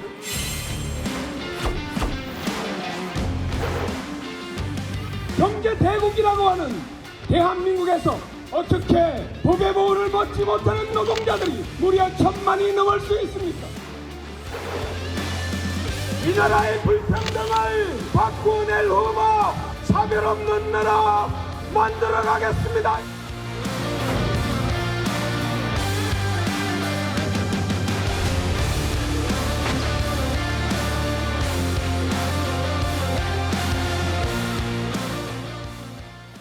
계속해서 패널 4분과 함께 21대 대선 관련 얘기 나눠보겠습니다. 3당 각 캠프에선 이번 대선 판세에 대해 서로 엇갈린 분석을 내놨습니다. 목소리 직접 들어보겠습니다.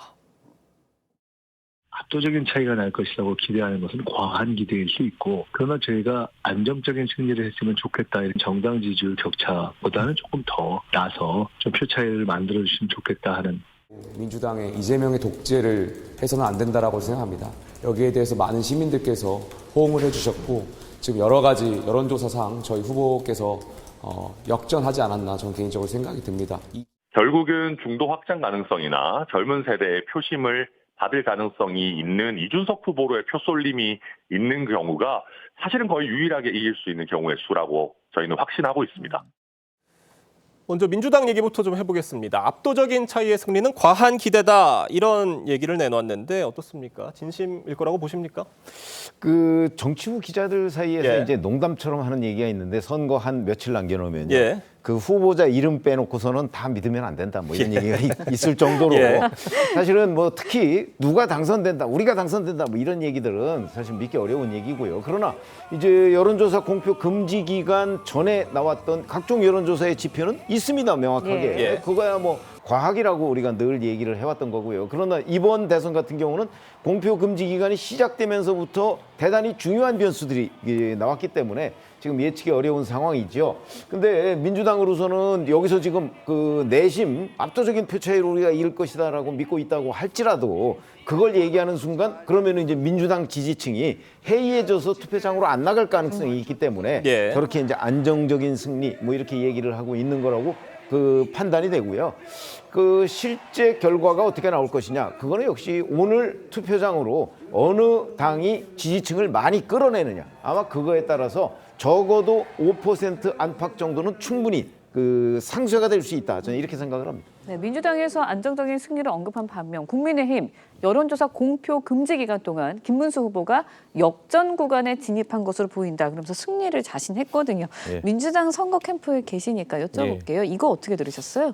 사실 지고 있는 쪽에서는 이 공표 금지 기간 동안 늘 이 골든 크로스라는 단어를 꺼냅니다. 그러니까 지난 2022년은 치열했던 결과가 나왔었지만 2017년을 떠올려 보면 그 당시에 문재인 후보가 10% 이상의 차이로 승리하지 않았습니까? 그 당시에도 공표 금지 기간에 국민의힘 캠프에서는 골든 크로스가 일어났다고 얘기를 했었고요. 저희도 마찬가지예요. 그러니까 제가 기억하는 가장 큰 표차로 졌던 선거가 2007년 이명박 후보가 당선될 때 저희 민주당 진영에서는 정동영 후보가 나갔었는데, 그 당시 저희 캠프에서도 골든 크로스가 일어났다라는 얘기를 했었습니다. 그런 것처럼 그 내부 지표가 있는지 없는지는 모르겠습니다만, 그런 이야기를 하는 이유는 혹시나 자기 진영의 투표자들이, 지지층들이 투표장으로 향하지 않을 가능성이 높기 때문에, 투표를 포기할 가능성이 있기 때문에 끝까지 한 표라도 끌어내기 위한 전략을 쓰기 위해서는 지금 거의 근접했다, 역전 현상도 일어났다, 이렇게 지지자들을 끌어내기 위한 요 명분이 필요하기 때문에 그런 전략을 쓰는 것은 이해가 갑니다만, 저희가 봤을 때도 이 공표기간 금지 기간 전에 나왔던 그 흐름이 크게 바뀌지 않은 걸로 저희는 판단하고 있습니다.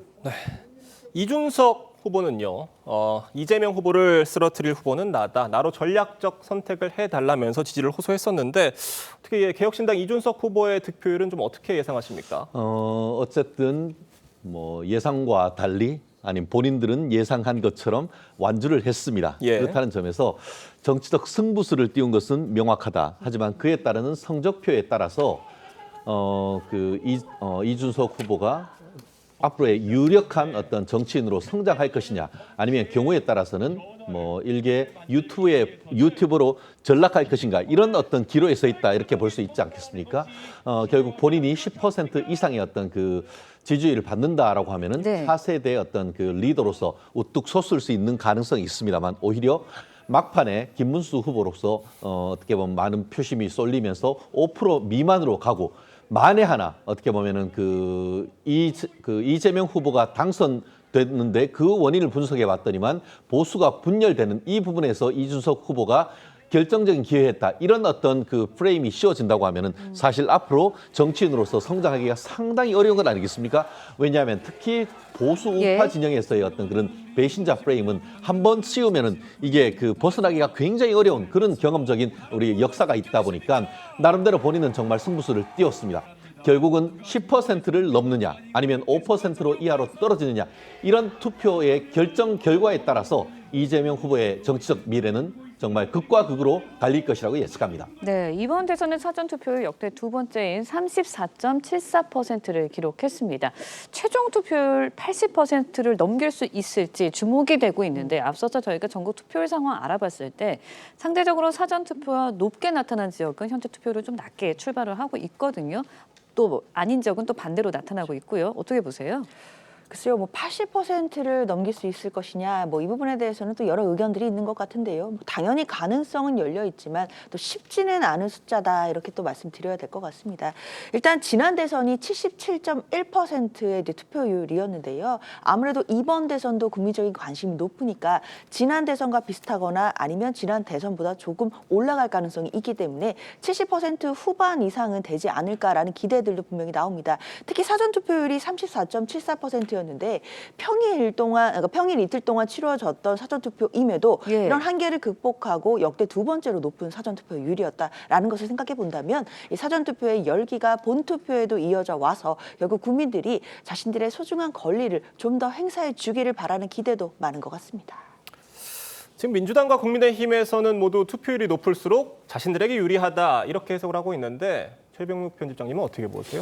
사실은 2012년까지만 해도요. 투표율이 높으면 야권에 유리하다, 뭐 이런 게 거의 정설로 돼 있었어요. 근데 2012년에 투표율이 굉장히 높았는데 실제 여권, 당시에 박근혜 후보가 대통령에 당선됐거든요. 그런 점을 보면 그때부터 그 공식이라는 것이 깨지기 시작하고, 그 이후에는 투표율이 높아서 특별히 누구에게 유리하다고 얘기할 수 없다. 오히려 이게 정설처럼 돼 있기 때문에 지금 서로 투표율이 높으면 우리한테 유리합니다라고 하는 거는 그야말로 아전인수식 해석에 불과하다고 저는 생각을 하고요. 다만 그 투표장으로 가는 사람 중에서 우리 지지층이 많으면 그 사람이 당선이 되겠죠. 저는 그런 식으로 그 생각을 합니다. 그래서 투표율이 높으면 누구에게 유리하다는 거는 그야말로 그 각 정당들의 그 각각 주장에 불과한 것이다.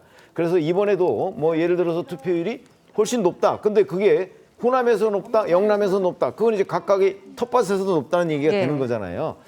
그런 결론에 따라서 이제 유불리가 결정되는 건 몰라도 그냥 단순히 전국적으로 투표율이 높으니까 누구한테 유리할 것이다, 이렇게는 판단하기 어렵습니다. 네, 이번 대선 이재명, 김문수, 이준석 후보의 3자 구도로 치러지고 있다라는 평이 많은데, 성치훈 대변인님께 여쭤볼게요. 최종 당선인이 과반 득표할 확률 얼마나 된다고 보시는지, 그리고 민주당에서는 어떻게 투표율 분석하고 계시는지 궁금해요. 일단 과반 득표를 하는 것이 쉽지는 않습니다. 왜냐하면 민주화 이후에 과반 득표를 해서 당선된 대통령은 박근혜 대통령이 유일할 정도로 어떤 구도로 치러지더라도 과반 득표를 하는 당선자가 그렇게 드물게 나온 걸로 봤을 때는 쉽지 않은 일입니다만, 저희가 봤을 때는 이번에 이재명 후보가 충분히 과반 득표까지도 할 수 있다라고 예측을 하고 있습니다. 왜냐하면은 지금 제3지대 후보인 이준석 후보가 나와 있습니다만, 이준석 후보는 뭐 본인이 주장하는 뭐 프랑스의 마크롱이나 이런 중도 진영을 대표하는 후보라기보다는 결국 보수 후보거든요. 본인도 선거 초반 내가 보수의 적장자다라는 얘기를 했을 정도로, 그리고 국민의힘 전직 대표 아닙니까? 그런 차원에서 봤을 때 이준석 후보가 갖고 있는 뭔가 이미지나 이 지지 기반이 보수 지지 기반을 하고 있기 때문에, 그리고 20대 남성 특정 세대 보수를 원래 지지하던 분들이 이준석 후보를 많이 지지하고 있기 때문에 사실상 보수 대 진보의 이런 이념적 대결 구도로 봤을 때는 이번 조기 대선 자체가 윤석열 전 대통령에 대한 심판적 성격으로 치러지는 선거가 있는 만큼 민주진영이 충분히 과반 이상의 득표를 할 가능성도 있다고 봅니다. 다만 아까 말씀드린 것처럼 이게 쉽지 않은 일이고 혹시나 과반 득표로 인해서 당선이 된다 하더라도 저희를 선택하지 않은 분들의 목소리도 충분히 담아서 국정 운영을 하겠다는 그런 겸손한 자세도 견지해야 된다고 생각합니다. 이번 사전투표 과정에서는 관리 부실 문제가 정말 여실히 드러났는데 참 한심하다는 이런 비판들 나오고 있습니다. 후속 조치들이 반드시 뒤따라야 될 것 같아요. 저는 후속 조치가 왜 이렇게 늦냐에 대해서 질타하지 않을 수가 없습니다. 만약 일반 행정부에서 이런 일이 벌어지면 즉각 관련자에 대해서는 대기 발령을 하고 그에 따른 징계 조치와 법적 조치가 필요할 건데 이번 같은 경우에 지난 목요일, 금요일 과정에서 있었던 어떤 이른바 밥그릇 투표라고 해서 비밀 투표가 어긋나는 줄 서서 그걸 들고 있다가 식사까지 하고 오는 이런 어이없는 투표 관리 부실이 일어났지 않습니까? 그러다 보니까 사전 투표가 굉장히 높아진다라고 했다가도 끝에 꺾이는 이런 부분이 있는데 이 부분에 대해서 대표적으로 지난번 서대문구와 관련되는 부분에서 이런 관리 문제 이런 부분에 있었다고 하면은 핵심적인 관련자에 대한 문책 이런 부분이 반드시 있어야 되는 것 아니겠습니까? 그런데 앞으로 잘하겠다, 더 잘하겠다 이런 얘기 앞으로 그게 얼마나 들었습니까? 그렇기 때문에 그럼에도 불구하고 본인들은 감사원이 감사를 한다고 하니까 거기다가 이제 헌법재판소에 소송까지 하면서 본인 자체 감사만 하겠다는 이런 오만한 모습에 국민들은 과연 선거관리위원회냐 오히려 부실 선거관리위원회냐 아니냐라는 비판이 있지 않습니까? 이번을 계기로 해가지고 이 선거가 마친다면은 이에 대한 명확한 법적 책임, 나아가 사전투표 자체의 문제점이 사실 밝혀졌지 않습니까? 이번 같은 경우에, 호남 같은 경우에는 본투표보다 오히려 더 높은 이런 투표율이 나오는 한마디로 꼬리가 머리를 흔드는 이런 점에 있어서 사전투표 제도 자체에 대한 어떤 제도적 개혁, 반드시 이뤄야 되는 것이 아닌가 생각합니다. 네, 이번에는요 대선 결과에 따른 전국 상황도 전망해 보도록 하겠습니다. 먼저 이제 대통령직 거리에 따른 선거라는 점에서 지난 20대 대선과는 여러 면에서 좀 차이를 두고 있습니다. 일단은 차기 정부 인수의 과정 없이 세워지고 취임식도 바로 내일 치러지게 되죠. 그렇습니다. 대통령이 거리돼서 생기는 그런 대선이기 때문에요. 당선인이 결정되자마자 즉시 임기가 시작이 됩니다. 결국에는 60일 동안에 원래 해야 되는 인수위도 지금은 없는 상황이고요. 임기가 바로 개시되기 때문에 그 순간 또 국회 통수권도 이양이 되는 절차를 거칩니다. 중앙선관위에서 위원회를 거쳐서 당선인을 결정하고 선언을 하게 되면 그 즉시 임기가 시작되는 것이기 때문에요. 사실상 오늘 대선일 이후에 그리고 당선인이 확정될 때까지 그 이후의 시간은 이제 새로운 임기가 대통령의 임기가 시작된다라고 봐야겠습니다. 네, 오늘 네 분 말씀은 여기까지 듣도록 하겠습니다. 감사합니다.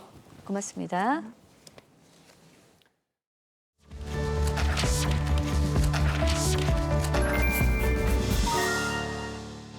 결혼 페널티가 최대한 완화됐으면 좋겠다라는 생각이 드는데 대출 측면에 있어서 금리 관점에서도 사실 혜택이 별로 없고 이혼 2명인 것보다 크지 않아서 결혼을 한 지 지금 1년 반 정도 됐지만 아직 혼인신고를 하지 않았고 주변에도 저희랑 비슷한 이유로 혼인신고를 하지 않은 부부들이 굉장히 많은 것처럼 보여져요. 다음 대통령께서는 신혼부부들이 살기 좋은 나라 그리고 혼인율과 출산율도 올라갈 수 있는 그런 좋은 환경을 만들어주셨으면 좋겠습니다. 돌봄 서비스가 많이 생겨났다고 하는데 실질적으로 보내려고 하니까 이 근방에는 없더라고요. 주말에도 보낼 수 있는 그런 시설들이 많이 생겼으면 좋겠고 이런 돌봄 서비스 정책이 많이 생겨서 자영업자나 프리랜서 같은 사람들도 주말에 조금 편하게 보낼 수 있고 일을 편하게 할 수 있으니까 그런 정책들을 다음 대통령께서 더 많이 만들어 주셨으면 좋겠습니다. 상대적으로 이제 안정기라고 불리는 임신 중기에는 법적으로 저희가 지원받고 있는 게 없어요. 근데 이 임신 중기가 안정기여도 조산의 위험도 있고 갑자기 배가 부르다 보니까 허리가 갑자기 아파요. 못 움직이거든요. 대통령께 제가 바라는 거는 상대적으로 제도가 조금 미비한 임신 중기에 단축근로의 시간을 조금 늘려주신다거나 육아휴직 기간을 조금 연장시켜 주시면 어떨까라는 생각이 듭니다. TV조선은 새 대통령을 선출하는 그 역사적인 순간을 생중계해드릴 예정입니다. 네, TV조선 대통령 선거방송 결정 2025를 신유만 기자가 소개해드립니다. 몸을 사리지 않고 도루하는 이재명 후보. 비장한 표정으로 마운드에 오르는 김문수 후보의 모습까지. 실제 경기를 촬영한 듯한 이 모습은 인공지능으로 만든 장면입니다. 야구 전문 기자가 야구 경기 해설처럼 전하는 대선 관전평에 새삼 이번 대선의 의미를 되새기게 됩니다. 세이프인지 아웃인지가 중요한 야구, 살았는지 죽었는지가 중요한 대선판입니다. 가상공간 버추얼랩에선 뉴스9 최원희 앵커가, 터치랩에선 신통방통 윤태윤 앵커가 각 후보들에 대해 입체감 있는 분석을 해드립니다. 투표 종료부터 당선 확정까지 후보들의 일거수일투족은 TV조선 추적조가 함께합니다. 긴장된 자택 앞 분위기부터 TV가 엇갈리는 승리, 패배 선언 모습까지 시시각각 전해드립니다. 후보들의 모습을 표정까지 세밀하게 촬영해 선거방송의 수준을 한 단계 끌어올렸고 대한민국 방방곡곡 아름다운 풍경을 선거 그래픽에 활용해 보는 맛을 살렸습니다. 전체 진행을 맡은 뉴스9 윤정호 앵커가 각 당 의원, 전문가 등 패널들과 심도 있는 분석도 제공할 예정입니다. 여러분이 만드는 대한민국. 결정 2025가 방송됩니다. TV조선 신유만입니다. 가족을 차에 태운 채 바다로 돌진해 아내와 자녀 둘을 숨지게 한 40대 가장이 경찰에 붙잡혔습니다. 네, 범행 44시간 만에 긴급 체포됐는데 경찰은 범행 동기 등을 조사하고 있습니다. 류태영 기자의 보도입니다. 크레인이 검정색 승용차를 바다에서 끌어올립니다. 어제 저녁 8시쯤 진도 바다에 빠져있던 승용차에서 남성 2명과 여성 1명이 숨진 채 발견됐습니다.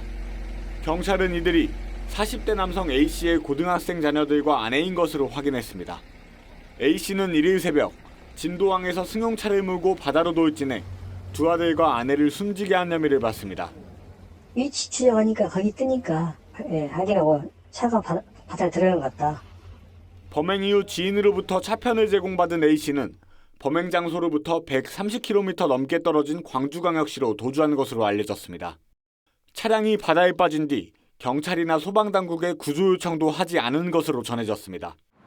앞서 어제 오후 광주 북구의 한 고등학교에선 학생이 결석하고 연락도 받지 않는다는 신고가 접수돼 경찰이 수사에 나섰습니다. 경찰이 CCTV 등으로 동선을 추적한 결과 A씨는 사건 발생 약 44시간 만인 어제 오후 9시쯤 본인 집에서 긴급 체포됐습니다. 경찰은 A씨를 상대로 정확한 사고 경위를 조사한 뒤 살인 또는 자살 방조 혐의를 적용해 구속영장 신청을 검토할 전망입니다. 또 차편을 제공한 지인에게도 범인 도피 등 범죄 혐의가 있는지 살펴보고 있습니다. TV조선 류태영입니다. 네, 렌즈에 담긴 그 순간 그 의미를 짚어보는 시간이죠. 사진 기자가 선택한 아침의 한 장입니다. 오늘은 조선일보 사진부 이태경 기자와 함께합니다. 안녕하세요. 오늘 아침에 볼 사진 어떤 건가요? 네, 오늘 제21대 대통령 선거일인데요. 이번 선거에서 가장 눈에 띄는 게 달라진 투표 인증 모습입니다. 현장 모습 사진으로 만나보겠습니다. 젊은 층을 중심으로 퍼지고 있는 요즘 투표 인증 모습인데요. 지난주 목요일과 금요일에 진행된 사전투표에서는 유권자들이 자신이 좋아하는 캐릭터나 연예인을 활용한 맞춤형 투표 인증 용지에 투표 인증을 하는 모습이 많았습니다.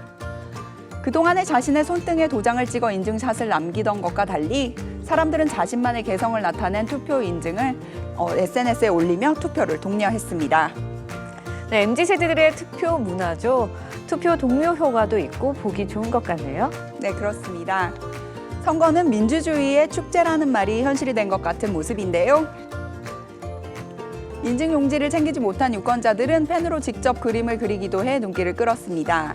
이 인증샷을 찍을 때 주의할 점이 있는데요. 반드시 투표소 밖에서 사진을 찍어야 한다는 점입니다. 네, 오늘은 어떤 재치 있는 인증샷들이 쏟아져 나올지 기대해 보겠습니다. 지금까지 아침 현장이었습니다. 대통령 선거일인 오늘 투표하러 가는 게 날씨로 인한 불편은 없겠습니다. 낮 동안 25도 안팎의 초여름 날씨가 나타나겠는데요. 특히 내륙을 중심으로 낮 기온이 크게 오르겠고 그만큼 일교차도 크다는 점 유의해야겠습니다. 낮 최고 기온 서울이 25도, 대구 27도, 부산 24도가 예상됩니다. 오전부터 저녁 사이에는 경기 북동부와 강원도에 산발적인 비가 내리겠습니다. 양은 5에서 10mm로 많지 않겠고요. 그 밖의 지역에도 약간의 빗방울이 떨어지는 곳이 있겠습니다. 오늘 전국 하늘 차차 맑아지겠는데요. 다만 오전까지 수도권과 충청 지역은 대기질이 나쁘겠습니다. 또 서해안과 일부 내륙을 중심으로 바람이 강하게 부는 곳이 있어 주의해야겠습니다.